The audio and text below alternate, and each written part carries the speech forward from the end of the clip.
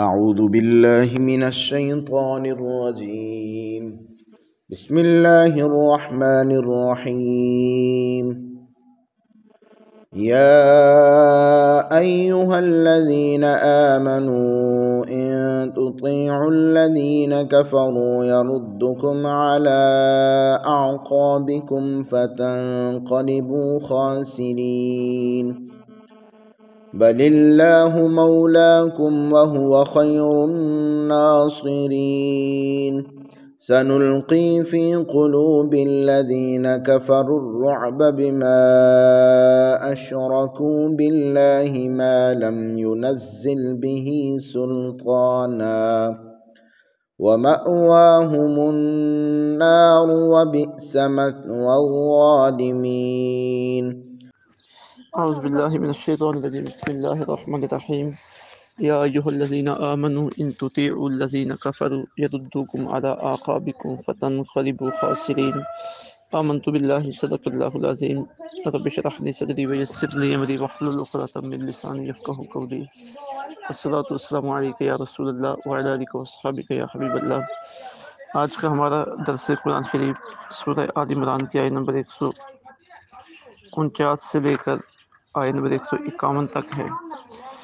پہلی آیت تجربات میں اللہ تعالیٰ نے اہل ایمان کو سابقہ انبیاء کرام اور ان کے صحابہ رضوان اللہ علیہم اجمعین ان کے نقش قدم پر چلنے کا حکم دیا تھا کہ دین کی خدمت، جہاد اور باقی جو تمہارے بہترین معاملات ہیں ان کے لیے ان سے بھی رہنمائی حاصل کرو۔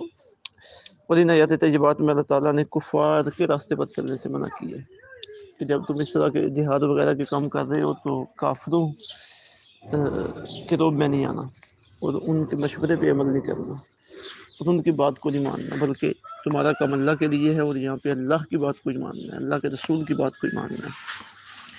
فرمایا یا ایھا الذین آمنوا، اے ایمان والو، ان تطیعوا، اگر پیروی کرو گے تم الذین کفروا، ان لوگوں کی جنہوں نے کفر کیا، یردوکم، وہ پھیر دیں گے تمہیں، علی اعقابکم، الٹے پاؤں، فتنقلبوا خاسرین، تو تم لوٹو گے نقصان اٹھاتے ہوئے۔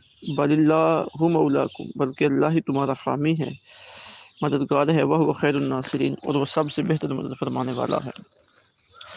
سنو کی ان قریب ہم ڈال دیں گے فی قلوب الذین کفروا، کافروں کے دلوں میں الرعب، روب، بما اشرکوا باللہ، اس لیے کہ انہوں نے شریک بنا دیا اللہ کے ساتھ اسے ما لم ینزل به سلطان، جس کے لیے اللہ تعالیٰ نے کوئی دلیل نہیں اتاری۔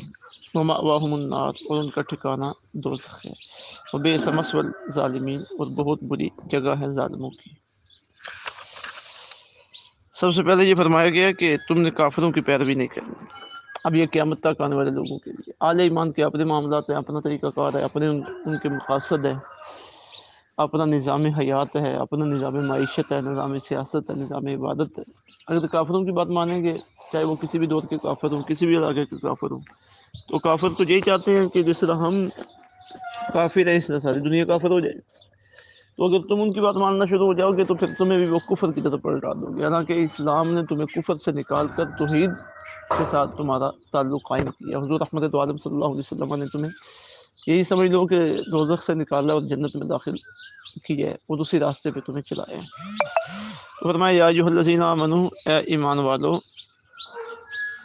ان تطیعوا الذین کفروا، اگر تم کافروں کی پیروی کرو گے، یردوکم علی اعقابکم، تو پھیر دیں گے تمہیں الٹے پاؤں، مطلب کہ کفر کی طرف تمہیں پلٹا دیں گے، فتنقلبوا خاسرین، اور تم نقصان اٹھاتے ہوئے پلٹو گے۔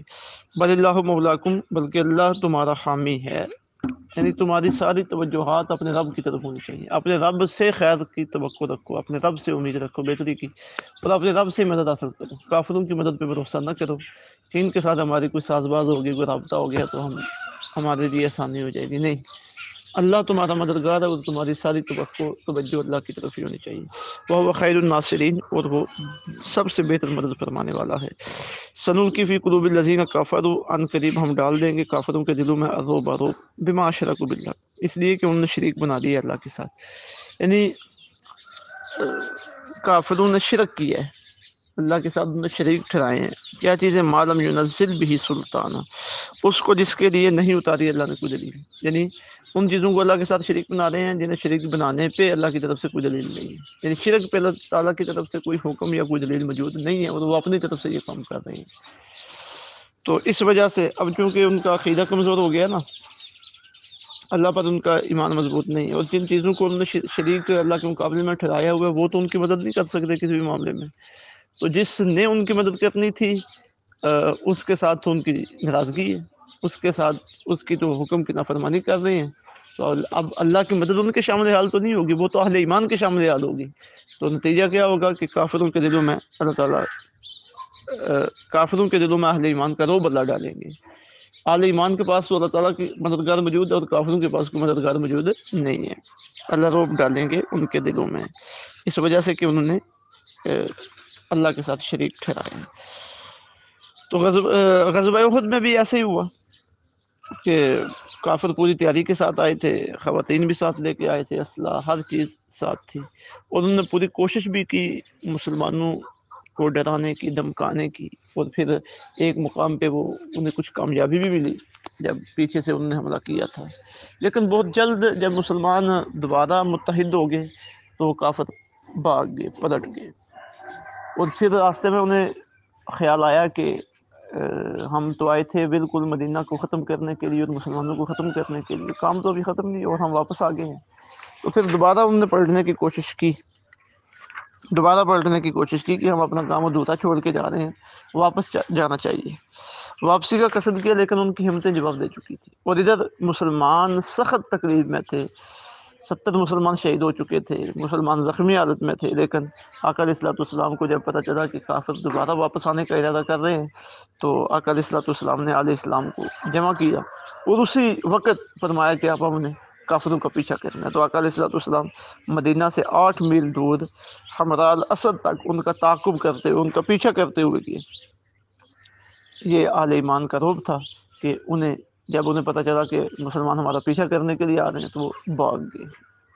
انہیں جرات نہیں ہو سکی کہ مسلمانوں کی طرف پلٹنے کی. تو وہ بئس مثوى الظالمین، انہیں مسلمانوں کی طرف پلٹنے کی ہمت نہیں ہو سکی. تو یہ رعب جو ان کے دل کے اندر پیدا ہو گیا. پھر آگے فرمایا ومأواہم النار، ان کا ٹھکانہ دوزخ ہے، وبئس مثوى الظالمین، وہ بہت بری جگہ ہے ظالموں کے لیے.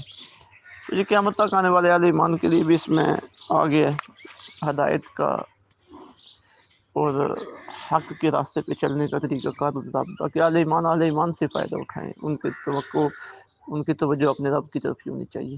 کافروں کے پیچھے چلیں گے تو یہی معاملہ ہوگا جو آج ہو رہا ہے.